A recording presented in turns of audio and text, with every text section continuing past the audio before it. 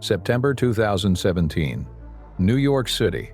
A packed hotel ballroom, hundreds of the world's most powerful investors are on their feet, applauding a man who just promised to save the world. Bill Gates is in the audience. The White House has praised this man. The United Nations trusts him. $780 million had been raised in the name of the poor. The only problem, the money for the hospitals was already gone. Arif Naqvi grew up in Karachi, Pakistan, studied economics in London, and decided very early that he didn't want to be just another banker. He wanted to build something nobody had built before. In 2002, he founded the Abraaj Group in Dubai. Not in New York, not in London. Dubai. At a time when most Western investors treated the Middle East and Africa as places too risky, too unstable, too poor to bother with, Naqvi saw something different. He called it the growth markets thesis. Forget Wall Street. The real opportunity was in Pakistan, Nigeria, Kenya, and Egypt, places that desperately needed capital and would reward patient investors who showed up first. It was a compelling idea, and Naqvi was a compelling man, brilliant, charismatic, multilingual, able to move between worlds that almost never overlap: Islamic finance, Western private equity, global philanthropy. He didn't just sell returns, he sold a mission. The pitch was almost impossibly attractive: make money and make the world better at the same time. By 2017, Abraaj had grown into a $13.6 billion empire, 200 companies across 30 countries, 300 employees, offices on 5 continents, and the Bill and Melinda Gates Foundation had committed $100 million to Abraaj's healthcare fund, specifically designed to build clinics and hospitals across Africa and South Asia. That one endorsement was the master key. The Gates Foundation doesn't write $100 million checks to just anyone. They have armies of analysts, legal teams, and exhaustive due diligence processes. If Bill Gates trusted Naqvi, who else was going to question him? Nobody did.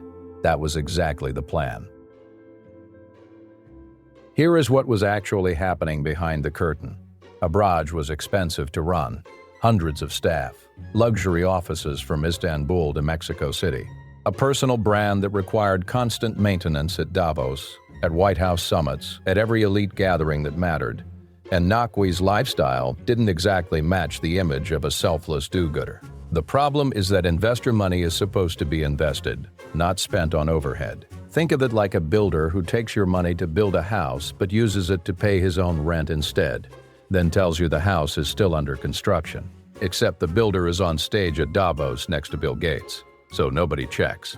Naqvi allegedly began diverting investor funds. Money earmarked for healthcare investments in Africa and Asia was instead flowing toward Abraaj's operating expenses. Hundreds of millions of dollars meant to build clinics in Lagos and hospitals in Karachi were keeping a private equity empire alive. And when auditors started asking inconvenient questions, Naqvi allegedly came up with a solution almost too brazen to believe. He secretly borrowed $350 million from a wealthy individual, temporarily deposited it into fund accounts to make the balance look healthy, waited for the auditors to confirm everything was fine, then quietly returned the money. KPMG reviewed the accounts and found nothing wrong. The Dubai regulator later fined KPMG $1.5 million for what it officially called failure in basic audit process. But by then, the damage was done. The $400 million shortfall was invisible to anyone looking from outside. Naqvi kept raising capital, he kept giving speeches about ethical capitalism, and the hospitals kept not being built. But a number can only sit still for so long before someone notices. The first sign didn't come from a regulator or a journalist. It came from a number that refused to move. The Gates Foundation and the World Bank's investment arm had expected their capital to be deployed into healthcare facilities on a clear schedule. Months passed, then more months. Over $200 million was sitting in accounts, uninvested, not moving anywhere. When they asked why, they got vague answers about regulatory delays and political complications in the target countries. That answer wasn't good enough.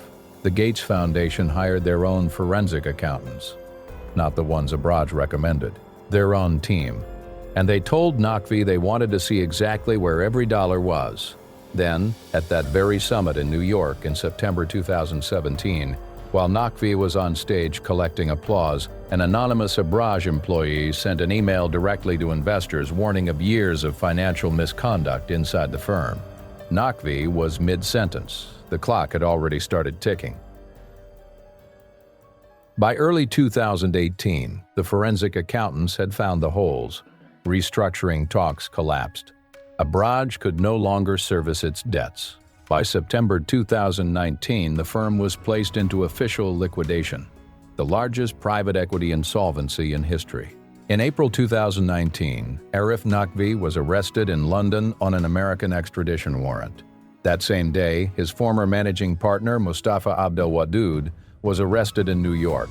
He had flown into the city with his wife and teenage son to visit college campuses. 6 Abraaj executives were charged in total with wire fraud, conspiracy, and money laundering by federal prosecutors. The Dubai Financial Services Authority imposed the largest individual fine in its history, $135 million against Naqvi, plus a lifetime ban from Dubai's financial sector. Both the fine and the ban were upheld on appeal in 2023. 300 employees lost their jobs overnight. Pension funds and sovereign wealth funds across the Gulf and Europe lost hundreds of millions. The communities in Pakistan and Nigeria who were promised hospitals are still waiting. And Naqvi? He remains in London. Still free, still fighting extradition, facing charges that, if convicted in the United States, could mean up to 291 years in prison. The hospitals were never built. So what do you take away from a story like this? First, a famous name is not a due diligence report. When the Gates Foundation commits $100 million to something, every other investor's brain automatically reads, safe. That's the halo effect. It's the cognitive shortcut that says, someone smart already checked, so I don't need to. But the Gates Foundation was evaluating Abraaj's mission, not its fund accounting. Those are two completely different questions. Never let someone else's trust replace your own investigation. Second, watch how money moves, not just how much was raised. The very first warning sign at Abraaj was almost boring. Over $200 million was sitting in accounts, uninvested, not moving. No explosion, no scandal headline, just a number that refused to go where it was supposed to go. When you invest in a fund, demand deployment reports. Ask why capital is idle. If the explanation is vague, that is already your answer. Third, complexity is often how fraud hides. Abraaj operated through dozens of funds across multiple countries and legal jurisdictions. No single investor could see the full picture. Each one saw only their slice. That architecture wasn't just operational. It was a wall. When a firm's structure makes it impossible to get a consolidated view of all the money, that is not sophistication. That is a warning sign in an expensive suit. And fourth, for anyone building a company, never confuse your brand with your balance sheet. Naqvi built an identity so powerful that he started treating investor capital as a resource to protect that identity. The image became more important than the finances. The moment a founder crosses that line, collapse is no longer a question of if, only of when. Every fraud eventually runs into a number that refuses to move. That is always where it ends. Every week, another billion-dollar story collapses the same way. Someone trusted the wrong name, missed the obvious sign, and paid the price.